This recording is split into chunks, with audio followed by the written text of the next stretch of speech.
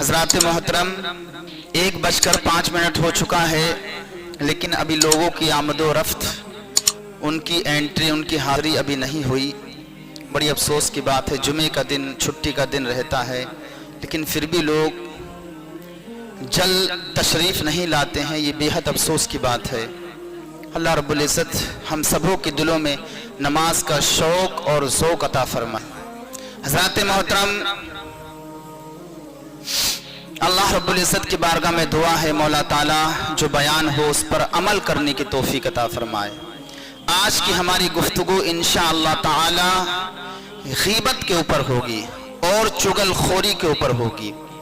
تو اللہ کی بارگاہ میں دعا کرتے ہیں اللہ رب العزت اپنے حبیب کے صدقے میں ہم سبوں کو اس دردناک بھیانک صورت اور عذاب الہی کا سبب جو غیبت اور چغل خوری ہے اس سے ہم سب کی حفاظت فرمائے۔ تو انشاءاللہ اسی پر گفتگو ہوگی۔ اللہ کی بارگاہ میں دعا ہے اللہ تعالی ہم جب اس گفتگو کو سنیں تو اس پر عمل کی توفیق عطا فرمائے۔ حضرات محترم،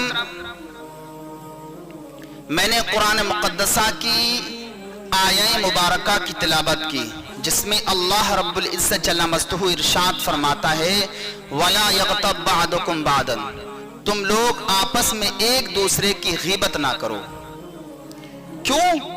أَيُحِبُّ أَحَدُكُمْ أَن يَأْكُلَ لَحْمَ أَخِيهِ مَيْتًا فَكَرِهْتُمُوهُ، کیا تم پسند کرو گے اپنے مردار بھائی کا گوشت کھانا؟ فَكَرِهْتُمُوهُ، تو تم اس کو ہرگز ناپسند کرو گے۔ گویا کہ غیبت کرنا ایسا ہے جیسا کہ اپنے سگے بھائی کا نوچ نوچ کے گوشت کھانا۔ اللہ اکبر۔ یہ یوں ہی فطری طور پر انسان مردار کا گوشت سے ویسے ہی نفرت کرتا ہے، اور کسی مسلمان کا گوشت وہ بھی اپنے سگے بھائی کا گوشت۔ غیبت ایسا ہے جیسا اپنے مردار بھائی کا گوشت کھانا نوچ نوچ کے۔ ایک جگہ اللہ کے حبیب ارشاد فرماتے ہیں کل المسلم علی المسلم حراما دمہ ومالہ وعرضہ، ہر مسلمان پر دوسرے مسلمان کا اس کا مال، اس کی عزت اور اس کا خون حرام ہے۔ تو جب حرام ہے تو ضروری ہے کہ ہر مومن اپنے مسلمان کی عزت کی حفاظت کرے، اس کی جان کی حفاظت کرے، اس کے مال کی بھی حفاظت کرے۔ یہ نہیں کہ اس کے مال کو ہلاک اور تباہ و برباد کر دے، اس کی عزت کو تار تار کر دے یا اس کا ناحق خون بہا دے۔ قرآن مقدسہ کے اندر اس کی حرمت آئی ہے۔ پھر اللہ کے حبیب نے ارشاد فرمایا ایک مقام پر غیبت سے بچو۔ کیوں؟ غیبت الغیبت اشد من الزنا، غیبت زنا سے بھی بڑا گناہ ہے، غیبت زنا سے بھی بدترین عمل ہے۔ پھر صحابہ نے جب پوچھا حضور کی بارگاہ میں تو سرکار نے اس کی تشریح اور توضیح فرمائی کہ وہ اس معنی کر کے کہ جب انسان گناہ کرتا ہے، گناہ کے بعد اللہ رب العزت جل مجدہ کی بارگاہ میں توبہ کرتا ہے تو اللہ تعالیٰ اس کی توبہ کو قبول کر لیتا ہے، لیکن غیبت کرنے والے کی توبہ اس وقت تک قبول نہیں ہوتی ہے جب تک کہ وہ شخص معاف نہ کر دے جس کی غیبت کی گئی۔ اللہ اکبر۔ اتنا شدید ترین عذاب اس شخص کو دیا جائے گا۔ اور یہ غیبت کا مسئلہ یہ حقوق العباد سے ہے، بندوں کے حق سے ہے، اس لیے کہ غیبت میں ہوتا یہ ہے کہ ایک انسان اپنے دوسرے مسلمان کا دل دکھاتا ہے، اس کا دل توڑتا ہے، اس کے دل کو تار تار کر کے رکھ دیتا ہے، اور ایسی صورت میں جس کی غیبت کی گئی اس کو بے حد تکلیف ہوتی ہے۔ اس تکلیف کی وجہ سے وہ رات و دن اللہ کی عبادت کرے، ریاضت کرے، قرآن مقدسہ کی تلاوت کرے، اور اس غیبت کو گناہ رب بارگاہ میں توبہ کر کے مانگے یا اللہ مجھے معاف کر دے، اللہ ہرگز اس کی معافی کو قبول نہیں فرمائے گا۔ کب تک؟ جب تک کہ وہ شخص اس کے پاس نہ جائے جس کی اس نے غیبت کی ہے. اگر اس نے معاف کر دیا تو اللہ رب العزت جل مجدہ اس کو معاف فرما دے گا. پھر ایک دن صحابہ اکرام کی بارگاہ میں حضور نبی کریم صلی اللہ علیہ وسلم نے صحابہ کی محفل میں اور مجلس میں پوچھا ہے میرے پیارے صحابہ کہ آپ جانتے ہو کہ غیبت کیا چیز ہے؟ تو صحابہ نے کہا یا رسول اللہ فدا کا ابی و امی، ہمیں نہیں معلوم یا رسول اللہ غیبت کیا ہے. تو سرکار نے ارشاد فرمایا غیبت یہ ہے کہ تم اپنے مسلمان بھائی کی پیٹھ پیچھے اس طور پر ذکر کرو کہ اگر وہ سنے تو اسے تکلیف ہو، یہ غیبت ہے. پھر صحابہ نے پوچھا یا رسول اللہ اگر ہم ایسی چیز کا ذکر کریں کہ وہ چیز اس کے اندر پائی جاتی ہو تو کہا کہ یہ بھی غیبت ہے. تو سرکار نے ارشاد فرمایا ہاں یہ بھی غیبت ہے کہ اگر وہ چیز جو اس کے اندر موجود ہے اس کی غیر موجودگی میں اگر تم نے ذکر کیا، وہ چیز اگر سنے تو اسے تکلیف ہو، یہ غیبت ہے. اور اگر وہ چیز اس کے اندر نہ پائی گئی تو وہ بہتان ہے.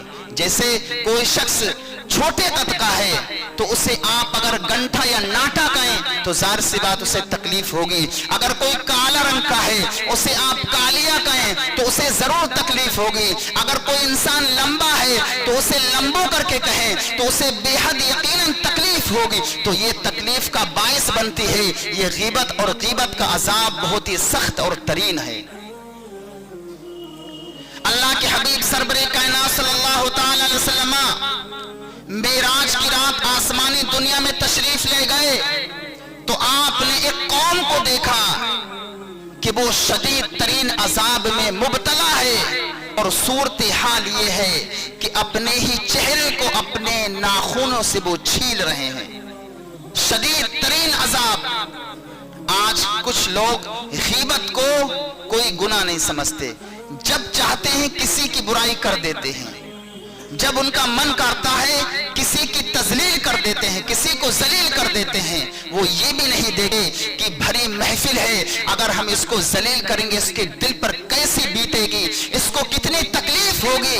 لوگ آج یہ بھی نہیں دیکھتے، بس اپنی برتری کو ثابت کرنے کے لیے، اپنی عظمت کو دوسروں کے سامنے ثابت کرنے کے لیے اور دکھانے کے لیے ایک مسلمان بھائی کا دل توڑ کے اس کو ذلیل کرتے ہیں. کتنا شدید ترین عذاب ہے.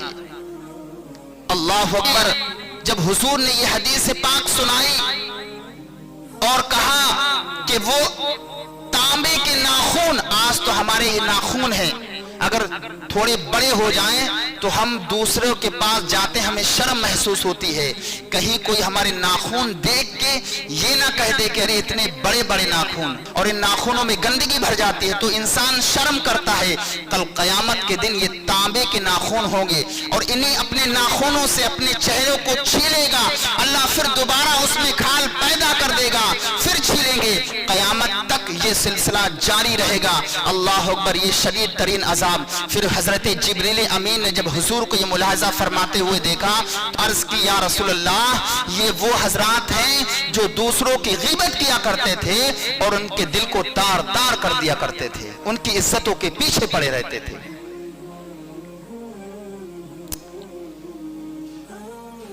ایک حدیث پاک میں ہے حضرت سلیم بن جابر رضی اللہ تعالی عنہ حضور کی بارگاہ میں آئے. آنے کے بعد عرض گزر ہوتے ہیں یا رسول اللہ مجھے کوئی عمل بتائیں جس کے سبب میں عمل کروں اور نیکیوں کا انبار کل قیامت کے دن میرے پاس ہو، سرمایہ ہو، میں نفع حاصل کروں. سرکار نے کہا 3 باتوں پر عمل کرو. سب سے پہلی بات یہ ہے کہ نیکی میں سے کسی بات کو ہلکا مت جانو، ہلکی سے ہلکی نیکی کو ہلکا مت جانو. اگر تم اپنے ڈول میں سے، اپنے برتن میں سے کسی پیاسے کے برتن میں پانی ڈال دو، اس کو بھی ہلکا مت سمجھو، اس لیے کہ پانی ہر جگہ دستیاب ہو جاتا ہے، ہر جگہ مل جاتا ہے اور فری میں پانی دستیاب ہو جاتا ہے. تو اگر اس نیکی کو کسی پیاسے نے آپ سے پانی مانگا تو اس کو دے دو، اس کو ہلکا مت سمجھو. ایک حضور نے مثال دی ہے، کسی بھی نیکی کو ہلکا مت سمجھو. اور جب بھی اپنے بھائی سے بات کرو تو خندہ پیشانی سے بات کرو. کچھ لوگوں کی عادت ہوتی جب بات کرتے ہیں تو منہ بگاڑ بگاڑ کے بات کرتے ہیں، ایٹیٹیوڈ دکھاتے ہیں، اپنی عظمت کو ثابت کرتے ہیں، برتری دکھاتے ہیں. तो इससे भी बचो। और हुजूर ने इरशाद फरमाया कि जब वो चला जाए तो उसकी गीबत मत करो। अल्लाह अकबर। और हदीस पाक के अंदर है कि कोई इंसान गीबत से तौबा करके मरता है तो वो जन्नत में सबसे आखिर में दाखिल किया जाएगा, और अगर गीबत की हालत में मर गया तो जहन्नम की वादी में सबसे पहले झोंक दिया जाएगा। ये शदीद तरीन अजाब है। अब जो हजरात गीबत के आदी हैं, और ये गीबत बहुत ही बेकार शय है, बहुत ही बेकार शय है। एक बुजुर्ग हैं हजरत फकी अबू लैस समरकंदी रजी अल्लाह ताला से पूछा गया गीबत के मुतालिक, तो आप कहते हैं एक बार गीबत करना मैं 100 मर्तबा जिना से भी बदतरीन समझता हूं। अल्लाह अकबर। और अबू हफ्स अल कबीर से किसी ने पूछा, कहते हैं किसी मुसलमान की गीबत करना मैं रमजान के ना रोजे रखने से भी बेहतर समझता हूं, कि वो रमजान की रोजे ना रखे चलेगा, अल्लाह रब्बुल इज्जत करीम उसको माफ कर देगा, लेकिन गीबत करने वाले की माफी तलाफी नहीं हो सकती। अल्लाह अकबर। और एक हदीस पाक में है, एक खातून का जिक्र किया गया हुजूर की बारगाह में। क्या जिक्र किया गया कि वो शख्स, वो औरत बड़ी नमाजी है, परहेजगार है, बड़ी इबादत गुजार है, रोजे भी रखती है और इबादत और रियाज भी करती है, तस्बीह तहलील भी पढ़ती है, कुरान पाक की तिलावत भी करती है, लेकिन अपने गलीज गंदी तरीन जुबान से अपने पड़ोसियों को तकलीफ देती है। अल्लाह अकबर। तो हुजूर की बारगाह में जिक्र किया गया। सरकार से सहाबा ने पूछा, या रसूलल्लाह उसका हश्र किन लोगों में से होगा? सरकार ने दस्ता इरशाद फरमाया कि वो औरत जहन्नमियों में से है, वो शख्स, वो औरत कल क़यामत के दिन जहन्नम की वादी में झोंक दी जाएगी। अल्लाह अकबर। और एक हदीस पाक में है कि जिस किसी मुसलमान के सामने किसी मुसलमान की तजलील की जा रही हो, किसी शख्स के सामने किसी मुसलमान को जलील किया जा रहा हो और वह शख्स ताकत रखते हुए उसकी मदद ना करे, तो कल क़यामत के दिन अल्लाह रब्बुल इज्जत लोगों के सामने उसको जलील फरमाएगा। और ये आजकल हो रहा है कि किसी शख्स के सामने किसी मोमिन को जलील किया जा रहा हो तो चुपचाप खामोशी से ये मंजर देखते रहते हैं, लेकिन ये नहीं होता कि उसको मना कर दें, उसको रोक दें, और वो बेचारा जिल्लत और रुसवाई का सबब बन करके जलील हो जाता है, उसका दिल पारा पारा हो जाता है।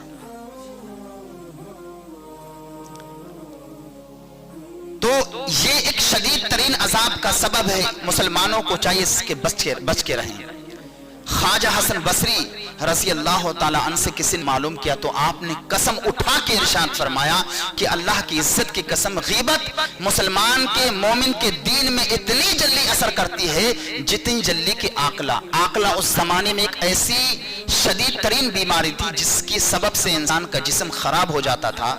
तो आप फरमाते हैं कि उस बीमारी का सबब लगने से इतनी जल्दी जिस्म इंसान का खराब नहीं होता जितनी जल्दी की गीबत इंसान के दीन को तबाह बर्बाद करके रख देती है। और हजरत इब्ने हजर मक्की रहमतुल्लाहि तआला अलैह से पूछा गया तो आपने इरशाद फरमाया कि गीबत के अंदर खुजूर जैसी मिठास है और शराब जैसा सुरूर और तेजी है। जिस तरह से इंसान शराब नहीं छोड़ता है, शराब छोड़ना उसके लिए दुश्वार हो जाता है, तो इसी तरह से गीबत है। अगर कोई इंसान गीबत का आदी बन जाए, चूंकि शैतान उसके होठों पर वो शहद लगा देता है गीबत का, उसे उसमें लज्जत महसूस होती है, लेकिन इसका अजाब कितना भयानक होता है। अल्लाह अकबर। कल क़यामत के दिन उसकी नमाजें, उसकी इबादतें उसके मुंह पर मार दी जाएंगे, वो बिल्कुल कोरा होगा नेकियों से।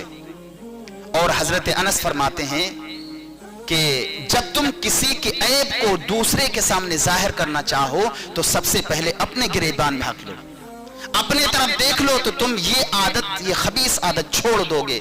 और हजरत अबू हुरैरा का कौल है, आप फरमाते हैं कि तुम में से एक शख्स अपने भाई की आंख में तिनका देख लेता है लेकिन अपने आंख में से शहतीर नजर नहीं आता।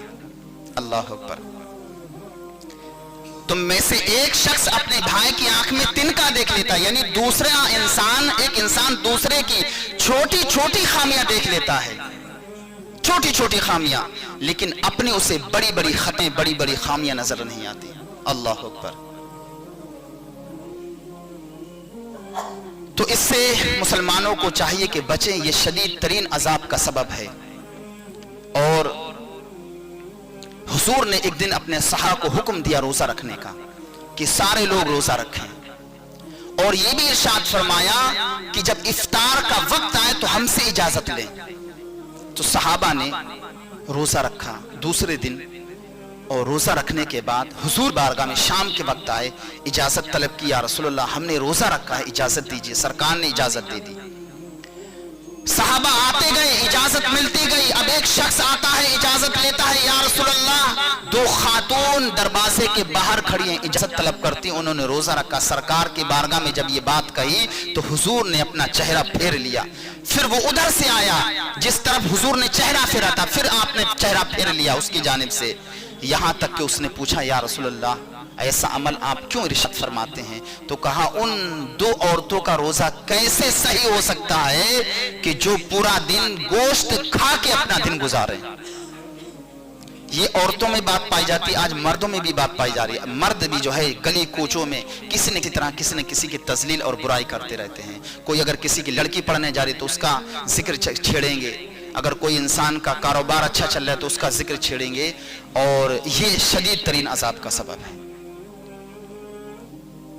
تو پھر حضور نے ارشاد فرمایا ان دونوں عورتوں کے بارے میں کہ جاؤ ان سے کہنا تم قے کرو، تو انہوں نے گوشت کے لوتھڑے کی قے کی۔ اللہ اکبر۔ اور ایک روایت میں یہ ہے کہ مرنے کے وہ قریب آ گئیں تو حضور نے ایک پیالہ منگوایا، ان عورتوں کو بلایا، کہا اس میں قے کرو، تو انہوں نے خون اور پیپ کی قے کی۔ یعنی گویا کہ غیبت کرنے والا اپنے پیٹ میں خون اور پیپ بھرتا ہے، مردار بھائی کا گوشت نوچ نوچ کے کھاتا ہے۔ پھر دوسری عورت کو جب قے کرائی تو اس نے بھی وہی خون اور پیپ سے پورا پیالہ بھر دیا۔ تو پتہ یہ چلا کہ غیبت کرنے والا اپنے پیٹ میں خون اور پیپ کو بھرتا ہے۔ تو غیبت جیسے شدید ترین عذاب سے ہر مسلمان کو چاہیے۔ آدمی آج اپنے ماں باپ کی برائی کرتا ہے، کہیں اپنے بھائی کی برائی کرتا ہے، اسے یہ بھی نہیں معلوم کہ اس برائی سے کتنا۔ امام اعظم کی بارگاہ میں ایک شخص نے معلوم کیا کہ حضور میں 20 سال سے مسلسل آپ کی بارگاہ میں آتا ہوں، لیکن کبھی میں نے نہیں دیکھا آپ کسی کی غیبت کرتے ہوں۔ تو آپ نے کہا اگر میں غیبت کروں گا ہی تو میں اپنی ماں کی غیبت کروں گا۔ تو وہ حیرت سے پوچھ لے گا ایسا کیوں؟ کہا جب انسان کوئی غیبت کرتا ہے تو اس کی ساری نیکیاں اس انسان کے پاس پہنچ جاتی ہے جس کی غیبت کی گئی ہے۔ اللہ اکبر۔ حضرت ابراہیم بن ادہم کتنے بڑے بزرگ ہیں، اتنے مشہور و معروف بزرگ ہیں، وہ کسی دعوت میں تشریف لے گئے تو ان کے سامنے ایک شخص کا ذکر کیا گیا کہ وہ ابھی تک نہیں آیا۔ تو ایک شخص برجستہ بولا وہ تو موٹا اب تک نہیں آیا، وہ تو ہمیشہ سستی کرتا ہے۔ تو آپ نے اپنے اوپر ملامت کرتے ہوئے کہا کہ مجھے افسوس کہ میں ایسی مجلس میں آیا، میرا پیٹ ایسی مجلس میں لے کے آیا جہاں ایک مسلمان کی غیبت کی جا رہی ہو، اور آپ وہاں سے چلے آئے اور آپ نے 3 دن تک کچھ نہیں کھایا، اسی صدمے سے کہ ایک مسلمان کی غیبت کرنا کتنا بڑا گناہ ہے، اور لوگوں کو اس کا درس بھی دیا۔ تو عام طور سے اچھا غیبت انسان کرتا کیوں ہے؟ تو غیبت کرتا ہے جلن اور حسد کی بنیاد پر، غصہ اور تندی اور شرکسی کی بنا پر، یہ سبب بنتا ہے غیبت کا۔ تو مسلمانوں کو چاہیے غیبت نہ کرے، اس لیے کہ غیبت کرنے والا انسان اس کے پلے کل قیامت کے دن کچھ بھی نہیں ہوگا، بلکہ ساری نیکیاں اس کے پاس چلی جائیں گی۔ میر سید عبد الواحد گرامی علیہ رحمہ نے آپ نے ایک واقعہ لکھا ہے نظام الدین اولیاء محبوب الہی کا، کہ ایک شخص آپ کی غیبت کیا کرتا تھا، تو آپ نے اس کا ایک وظیفہ مقرر کر دیا، کافی لمبے زمانے تک آپ اس کی رقم بھیجتے رہے۔ تو اس کے دن بیوی نے کہا کہ آپ نظام الدین اولیاء کی غیبت کرتے ہیں اور وہ آپ کے لیے پیسے بھیجتے ہیں، یہ انصاف نہیں ہے، آپ غیبت بھی کرتے ہو اور ان سے پیسے بھی لیتے ہو۔ تو اس کے سمجھ میں آئی کہ میری بیوی صحیح کہتی ہے، صحیح فرماتی ہے، اس نے غیبت کرنا چھوڑ دیا۔ اس کے بعد جب مقررہ وقت آیا تو تنخواہ اس کے پاس نہیں پہنچی، تو پھر وہ حضور حضرت کی بارگاہ میں آیا اور کہنے لگا کہ آپ کی جب میں غیبت کرتا تھا تو آپ میرے لیے تنخواہ بھیجتے تھے، آج ہم نے غیبت چھوڑ دی تو آپ نے ہمارے لیے تنخواہ بھی چھوڑ دی۔ تو آپ نے جواب دیا کہ غیبت تو کرتا تھا تو نیکیوں کا اپنا سارے نیکیوں کا تحفہ میرے پاس بھیجتا تھا، تو اس وجہ سے میں اس نیکیوں کا تجھے اجرت دیتا تھا، اب تو نے غیبت چھوڑ دی تو میں نے اجرت دینا چھوڑ دی۔ اللہ اکبر۔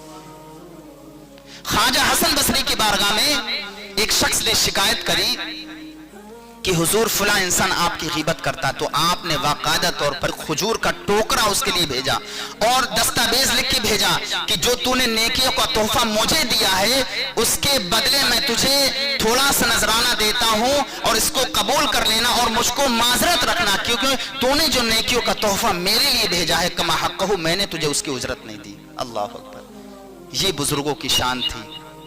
بزرگان دین اسلام صرف روزہ نماز عبادت ہی کو یعنی روزہ نماز ہی کو عبادت نہیں سمجھتے، بلکہ ہر برائی کو بچنے کو بھی عبادت سمجھتے، اور بالخصوص غیبت جیسے بدترین عذاب کو بچنے کو بھی آپ عبادت و ریاضت سمجھتے تھے۔ اللہ اکبر۔ تو ہمیں اور آپ کو چاہیے ہم اس شدید ترین عذاب سے اپنے آپ کو بچائیں، اپنے بھائیوں کو بچائیں، اور غیبت یہ شدید ترین عذاب کا سبب ہے، اور اسی طرح سے چغل خوری سے بھی انسان کو بچنا چاہیے۔ چغل خور کے بارے میں آتا ہے، چغل خور تو قرآن نے کہا جو چغل خور ہوگا اس کی اصل میں خطا ہوگی، قرآن نے کہا، ہم نہیں کہتے، قرآن کہتا ہے۔ جو چغل خور کے بارے میں آتا ہے، چغل خور اس کو کہتے ہیں جو آپس میں جھگڑا مچا دے اور بے بنیادی بات پیدا کر کے آپس میں فساد پیدا کرے، اس کو کہتے ہیں چغل خور۔ اور حضور نے ارشاد فرمایا کہ قیامت کے دن سب سے برا انسان وہ شخص ہوگا جس کے دو منہ ہوں گے۔ کیوں؟ اس لیے کہ وہ ان لوگوں کے پاس کوئی اور بات کہتا ہے، دوسروں کے پاس کوئی اور بات کہتا ہے۔ اور ایک حدیث پاک میں ہے کہ جو شخص دنیا کے اندر دو چہرے رکھتا ہے، کل قیامت کے دن اس کی آگ کی دو زبانیں ہوں گی، آگ کی دو زبانیں ہوں گی۔ تو دو چہرے والا کسے کہتے ہیں؟ جیسے منہ پر کچھ اور، پیٹھ پیچھے کچھ اور، اس کے سامنے کچھ اور اس کے پاس کچھ اور، ایسا انسان ادھر کی ادھر ادھر کی ادھر لگانے والا ایسا انسان چغل خور ہے۔ اور حدیث پاک میں لا يدخل الجنہ نمام، چغل خور کبھی جنت میں نہیں جائے گا۔ 8 شخص ایسے ہیں جو کبھی جنت کی خوشبو تک نہیں سونگے گے، اس میں سے پہلا شخص چغل خور کی بات آتا ہے، یہ چغل خور کبھی جنت میں نہیں جائے گا۔ اللہ اکبر۔ مدینہ پاک کا ایک شخص رہنے والا، ایک صحابی رسول ذکر کرتے ہیں کہ اس کی ایک سگی بہن جو مدینہ پاک کے گاؤں کے قرب و جوار گاؤں کی قریہ کے رہنے والی تھی، تو اس کی جب اسے بیماری کوئی لگ گئی تو اس بھائی کو پتا چلا، تو اس کی تیمارداری کے لیے وہ مدینہ پاک سے اس گاؤں میں پہنچا، اس کی تیمارداری کری، اس کی دیکھ بھال کری، دوا دارو کی، لیکن نہ بچ سکی، اس کا انتقال ہو جاتا ہے۔ بہرحال اسے کفن دفن دینے کے بعد اس کو دفنا دیتا ہے، تو اتفاق سے اللہ کو دکھانا تھا یہ منظر، اس کی کسی طرح سے پیسے کی تھیلی اس قبر میں رہ جاتی ہے، تو اپنے ایک ساتھی کے سہارے سے پہلے تو ہر جگہ تلاش کرتا ہے، نہیں ملتی، تو اسے دھیان آتا ہے میں نے قبر کھودی تھی وہیں وہ ہماری پیسے کی تھیلی رہ گئی ہے، تو اپنے ایک ساتھی کی مدد سے اس قبر میں جاتا ہے، تو پیسے کی تھیلی نکالنے کے بعد میں پٹلا ہٹا کے دیکھتا ہے، میں دیکھو صحیح میری بہن کا حال کیا ہے، تو اللہ اکبر، اس میں شدید ترین عذاب تھا۔ عذاب یہ تھا کہ اس کی قبر میں آگ ہی آگ تھی، اور وہ عورت چیخو پکار مچا رہی تھی۔ یہ دہشت ناک وحشت ناک منظر دیکھ کر کے اس کے ہوش اڑ گئے، اس نے جلدی پٹلا لگایا، لگانے کے بعد قبر کو دبا دیا اور چھپا دیا۔ اس کے بعد اپنی امی جان کی بارگاہ میں وہ شخص آتا ہے، پوچھتا ہے ماں میری بہن کی ایسی کون سی عادت تھی، میں نے اس کی قبر میں شدید ترین عذاب دیکھا، وہ چیخو پکار مچا رہی ہے اور اس کی قبر میں آگ ہی آگ ہے اور شدید ترین عذاب ہو رہا تھا۔ تو اس نے پھر بتایا کہ تیری بہن نمازی تھی اور سارے نیک کام تھے، لیکن جا کے پڑوسیوں کی بات سن کر ادھر کی ادھر کر دیا کرتی تھی۔ وہ سمجھ گیا یہی عذاب کا سبب ہے۔ اللہ اکبر۔ تو جس طرح سے عورتوں میں یہ باتیں پائی جاتی تھیں، آج مردوں میں بھی پائی جاتی ہیں، لیکن مرد اس کو کوئی عیب نہیں سمجھتے۔ حالانکہ حضور حدیث پاک کے اندر ہے، اللہ کے حبیب ایک جگہ سے گزرے جہاں 2 قبریں بنی ہوئی تھی اور ان دو پر شدید ترین عذاب ہو رہا تھا۔ سرکار نے کہا ان دونوں قبر والوں پر شدید ترین عذاب ہو رہا ہے، تو سرکار نے ارشاد فرمایا 2 ٹہنی لے کر کے آؤ۔ 2 ٹہنی لے کر کے آئے اور دونوں ایک ٹکڑا ایک ایک قبر پر رکھ دیا۔ سرکار نے فرمایا کوئی بڑی وجہ نہیں، بلکہ ایک اس میں سے چغل خوری کیا کرتا تھا اور دوسرا پیشاب کی چھینٹوں سے نہیں بچتا تھا۔ اللہ اکبر۔ یہ شدید ترین عذاب، تو اس سے بچنا چاہیے۔ چغل خور کبھی آپ کا دوست نہیں ہو سکتا، چغل خور انسان کبھی آپ کا دوست نہیں ہو سکتا۔ اور حدیث پاک کے اندر ہے کہ دوست ایسا بناؤ کہ اس کو دیکھنے سے تمہیں خدا یاد آ جائے اور اس کے عمل سے اس کی گفتگو سے تمہارے عمل میں زیادہ ہو اور اس کے عمل سے تمہیں آخرت کی یاد دلا، ایسا دوست ہو۔ ایسے اپنے دوست کو، کچھ لوگ بطور مذاقن ایسے انسان کے پاس بیٹھتے ہیں کہ وہ دوسروں کی برائی کر کے ان کے دل کو بھاتا ہو اور مزے لیتا ہو، تو اس لیے بھی اس شخص کے پاس لوگ جا کے بیٹھتے ہیں کہ یار یہ فلاں کے ذکر کرتا میرا دل بہلا دیتا ہے اور اپنا ٹائم پاس ہو جاتا ہے۔ یہ نہیں معلوم کہ اس غیبت کے وجہ سے ساری نیکیاں بغیر کسی پاسپورٹ کے ساری نیکیاں اس شخص کے پاس ٹرانسفر ہو جاتی ہیں جس کی غیبت کی جا رہی ہوتی ہے۔ اللہ اکبر۔ ایک شخص نے اپنا ایک غلام بیچا، دیکھیے کتنا بھیانک سبب بنتا ہے غیبت کا، اور اس خریدار سے کہا کہ اس کے اندر ایک عیب ہے کہ یہ چغلی کرتا ہے، چغلخور ہے، اور باقی اس کے اندر کوئی عیب نہیں ہے، کام بھی خوب کرتا ہے، محنت کرتا ہے، آپ کی ہر بات مانے گا، لیکن ایک اس کے اندر خامی ہے، وہ یہ کہ یہ چغل خور ہے، چغلی کر دیتا۔ تو اس خریدار نے سوچا ارے کوئی مطلب نہیں، ہمیں اس سے کیا مطلب، ہمیں اس سے کام لینا ہے، اور بغیر کسی اس نے چوچرا کے اس کو ہلکا سمجھ کے اس نے خرید لیا، اور اس کا کتنا بھیانک اثر ہوتا ہے لے کر کے آیا۔ اس نے خوب کام کیا، 1 سال تک اس نے کوئی چغل خوری نہیں کی، محنت سے کام کیا، لیکن 1 سال ہو گئی، چونکہ چغل خور قرآن کہتا ہے اس کی اصل میں خطا ہے، اور جس کی اصل میں فطرت ہوتی ہے وہ اپنے فطرت سے باز نہیں آتا، وہ ضرور اپنا کبھی نہ کبھی رنگ ضرور دکھاتا ہے۔ 1 سال کے بعد اس نے رنگ دکھایا، کیا دکھایا کہ اس کی بیوی کو سب سے پہلے بہکایا۔ وہ بہکایا، یہ کہا کہ مالکن آپ کو پتا نہیں، آپ کا شوہر آپ کی جگہ کسی دوسری عورت کو لانا چاہتا ہے اور آپ کو اس جگہ سے ہٹانا چاہتا ہے۔ تو اتنی بات سنی عورت نے تو اس کے ہوش اڑ گئے کہ میں تو اس کی بیوی ہوں اور میری جگہ کسی اور کو لا چاہتا ہے۔ تو سوتن اس بات کو گوارا نہیں کرتی، کوئی بھی عورت اس چیز کو گوارا نہیں کرتی، یہ عورت کی فطرت ہے، اس کا خود کا شوہر دوسری جگہ خوب منہ مارے اس کو گوارا کرے، لیکن سوتن کو گوارا نہیں کرتی۔ لیکن اہل عرب کے اندر یہ عادت نہیں ہے، وہ لوگ 2-2 3-3 شادیاں کرتے ہیں، لیکن اپنے ہندوستان یوپی میں تو یہ ہے کہ دوسری سوتن کو پسند نہیں کرتی عورت۔ بہرحال تو اس نے کہا کہ پھر کیا کرنا چاہیے کہ اگر میرا شوہر دوسری لے آئے گا، مجھے یہاں سے نکال دے گا، تو پھر میں کیا کروں گی؟ تو کہا تم پھر ایک کام کرو کہ آج رات میں اپنے شوہر کے داڑھی کے چند بال کاٹ لینا، استورا لے کر کے جانا، داڑھی کے چند بال کاٹ لینا، لا کے مجھے دینا، میں پھر کچھ عمل کروں گا اور تمہارا شوہر تم سے محبت کرے گا، پھر دوسرے کے چکر میں نہیں رہے گا۔ اللہ اکبر۔ اس نے کہا ٹھیک ہے، یہ عمل کر دوں گا میں۔ اس نے ادھر بات کہی اور وہ اس کا شوہر باہر تھا، باہر وہاں جا کر کے اس نے کہا، اس سے جا کر کے اس چغل خور نے کہا کہ مالک آپ کو معلوم نہیں آپ کی بیوی کیا گل کھرا رہی ہے آپ کے پیچھے، وہ آپ کی جگہ کسی اور کو لانا چاہتی ہے اور آپ کو آج قتل کرنے کا ارادہ ہے۔ تو اس نے کہا نہیں خبردار ایسی بات مت کر۔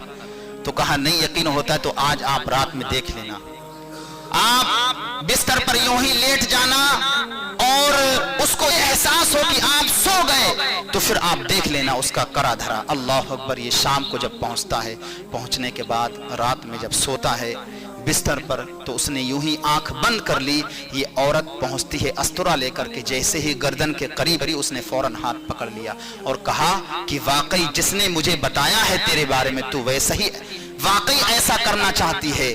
تو اس نے اس وقت بہتیرا بتایا کہ نہیں میرے شوہر نامدار، میں آپ کے ساتھ ایسا نہیں کرنا چاہتی، بلکہ مجھے تو ایسا معلوم ہوا، مجھے ایسا بتایا گیا ہے کہ تم کسی دوسرے کے چکر میں ہو، دوسرا لانا چاہتے ہو، اس لیے میں نے چند بال کاٹ کے کوئی عمل کے لیے میں نے اس وقت اس نے کافی باتیں کہیں، لیکن اس نے ایک بھی بات نہ تسلیم کری، بلکہ اسی استورے سے اپنی بیوی کا گلا کاٹ دیا اور اس کو جان سے مار دیا۔ جب لڑکی کے گھر والے آئے تو اس نے یہ عمل دیکھا کہ میری بہن کو بھائیوں نے دیکھا میری بہن کی اس نے جان لے لی، تو اب بھائیوں نے اس کا قتل کر دیا، دونوں پورا گھر تہش نہش میں مل گئے اس چغل خور کی وجہ سے۔ تو چغل خور انسان جو ہوتا ہے قرآن مقدسہ کے اندر ہے کہ اس کی اصل میں خطا ہے، وہ کہیں نہ کہیں خطا کرتا ہے اور آپس میں بے بنیادی بات کر کے جھگڑا مچا دیتا ہے، اور اس سے مسلمانوں کے درمیان جو ہے جھگڑا ہوتا ہے اور ساری نیکیاں اس کے پاس ٹرانسفر ہو جاتی ہیں۔ تو اس چغلخوری سے بچنے کے لیے ہمیں اور آپ کو چاہیے کہ ہم علم دین حاصل کریں، اردو کا مطالعہ کریں، اردو پڑھیں۔ جب ہم اردو پڑھیں گے اور اس کا شدید ترین عذاب ہمارے ذہنوں اور دماغوں میں ہوگا، ہمارے بچوں کے ذہن میں ہوگا۔ آج ہم معاشرے میں دیکھتے ہیں چھوٹے چھوٹے بچے، اگر کوئی کسی کو مار دیتا فوراً جا کے ماں سے شکایت کرتا ہے، وہ بچہ یا اپنے باپ سے، اور باپ بھی سینہ تان کے اور آنکھ کے نتنے پھلاتے ہوئے آتا ہے اور کہتا ہے کہ تو نے ہمارے بیٹے کو کیوں مارا، اور پھر یہ لڑائی کا سبب بن جاتا ہے۔ یہ ہو رہا ہے، محلے بستی میں آئے دن کی خبریں سنتا رہتا ہوں۔ تو یہ ببال، یہ بیماری، یہ بلا دور کیسے ہوگی؟ یہ ایسے ہوگی جب اپنے آپ بچوں کو اردو تعلیم دیں گے، قرآن مقدسہ کی تعلیم دیں گے، اپنے بچوں کو پڑھائیں گے۔ اگر آپ کی اپنی بیٹی ہے تو اسے عالمہ بنائیں گے، تب جا کے یہ عظیم ترین عذاب آپ کے سروں سے اٹھ جائے گا۔ لیکن اگر آپ اپنے بچوں کو دینی تعلیم نہیں دیں گے تو پھر یہ ببال آپ کے ذہن و دماغ سے نہیں جا سکتا۔ حضور نے ارشاد فرمایا کہ خیرکم من تعلم القرآن وعلمہ، تم میں بہترین وہ لوگ ہیں جو قرآن کو سیکھیں اور دوسروں تک سکھائیں۔ اور حضور نے یہ ارشاد فرمایا اپنے بچے کو 3 چیزیں سکھا دو۔ سب سے پہلے اپنے نبی کی محبت اس کے سینے میں ڈال دو۔ نبی کی محبت ہوگی جب نبی کے اقوال پڑھے گا، جب یہ پڑھے گا چغلخور کبھی جنت میں نہیں جائے گا، اور غیبت کے متعلق پڑھے گا کہ غیبت کرنے والا جو ہے عذاب الہی میں مبتلا ہوگا، اس کی قبر میں بھی عذاب ہوگا اور آخرت میں بھی اسے شدید ترین عذاب دیا جائے گا، اور جب آخرت میں جائے گا اس کے پلے کچھ نہیں ہوگا۔ جب حدیث میں پڑھے گا حضور کے اقوال تو پھر کسی کی برائی نہیں کرے گا، کسی کی چغلی نہیں کرے گا، کسی کی خامیوں کو تلاش نہیں کرے گا۔ حضرت ابو ہریرہ کا مجھے قول وہ بڑا یاد آتا ہے کہ یار تم میں سے ایک شخص اپنے بھائی کی آنکھ میں تنکا دیکھ لیتا ہے لیکن اپنی آنکھ میں اسے شہتیر نظر نہیں آتا۔ آج کل اماموں کے بارے میں بھی دیکھا جاتا ہے کہ امام کیسے رکوع کر رہا ہے، کیسے سجود کر رہا ہے، اس کی نگاہ کہاں ہے، اس کے پیر کہاں لگتے ہیں، اس کا سجدہ اور سجود کیسا ہوتا، بڑی ایک ایک بات دیکھتے ہیں اور جا کے پھر دوسروں میں بیان کرتے ہیں، دیکھو امام کا یہ ہوگا، امام کا وہ ہو گیا۔ اللہ اکبر۔ حالانکہ یہ شدید ترین عذاب کا سبب ہے۔ تو اپنے بچوں کو دینی تعلیم دو، اپنی بیٹیوں کو پڑھاؤ، عالمہ بناؤ، تو انشاءاللہ بچوں کے اندر یہ خامی خطا دور ہو جائے گی۔ پھر حضور نے ارشاد فرمایا، دوسرا بات کہی، اپنے بچوں کو قرآن پاک کی تعلیم دو اور اپنے بچوں کو درود کا عادی بناؤ۔ اگر درود پڑھیں گے بچے تو ان کی زندگی میں، ان کی مزاج میں لطافت پیدا ہوگی، مٹھاس پیدا ہوگی، اور ان کے ذہنوں میں جو ہے نزہت اور جو ہے کیا کہتے ہیں صفائی خود بخود پیدا ہو جائے گی۔ جو درود کے عادی ہیں اللہ تعالیٰ ان کو اس بلا سے، تمام تر بیماریوں سے بچا کر کے رکھتا ہے۔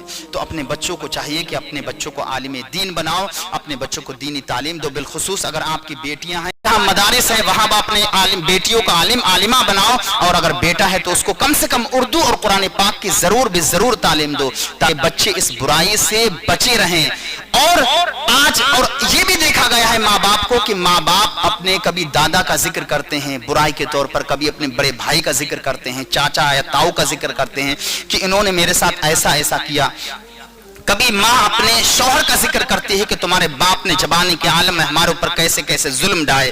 تو یہ ایک طرح کی غیبت اور چغلی ہے، اس لیے کہ بڑھاپے کے عالم میں جب یہ بچہ جائے گا تو یہ سمجھ جائے گا ارے اس نے اپنے باپ کے ساتھ یہ عمل کیا تھا، باپ کے ساتھ اچھا برتاؤ نہیں کیا تھا، تو اب ہم اس کے ساتھ اچھا برتاؤ کیسے کریں۔ تو جب بچے یہ سنیں گے تو ظاہر سی بات ان کے دل میں کبھی آپ کی محبت نہیں ہوگی، اور کبھی آپ ان سے خیر کو امید مت رکھیں، اس لیے کہ وہ اپنا آپ کا مستقبل دیکھ کے وہ فوراً ان کے ذہن میں آ جائے گی یہ وہی باپ ہے جو اپنے باپ کے ساتھ اچھا سلوک نہیں کیا کرتا تھا۔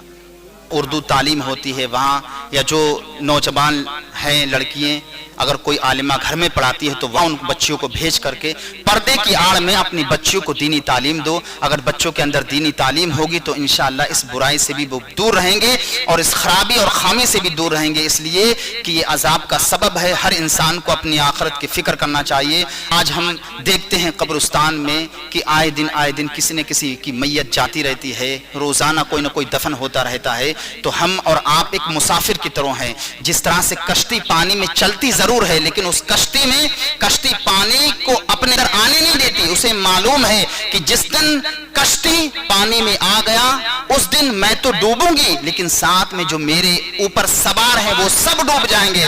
तो कश्ती रहती जरूर पानी में है, लेकिन पानी अपने अंदर समाने नहीं देती। इसी तरह से हमको भी जिंदगी गुजारना चाहिए। हम दुनिया में रहें, दुनियादार ना बन जाएं, बल्कि उस खालिक व मालिक को याद करते रहें और उसकी इबादत करते रहें। और जो जिन बातों से कुरान पाक में मना किया गया है, बिलखुसूस गीबत और चुगलखोरी जैसी शदीद तरीन अजाब से अपनों को भी बचाएं, अपने दोस्तों को भी बचाएं, अपने भाइयों को भी बचाएं, अपने परिवार को भी बचाएं। जब इस चीज से आप दूर रहेंगे तो इंशाअल्लाह आपकी दुनिया भी संवर जाएगी, आपकी आखिरत फिर संवर जाएगी। अल्लाह रब्बुल इज्जत की बारगाह में दुआ है, मेरे बयान करने में कोई खातिर खमा हो गई हो, खामी और खता हो गई हो, अल्लाह उसको अपने हबीब के तसद्दुक से माफ़ फरमाए।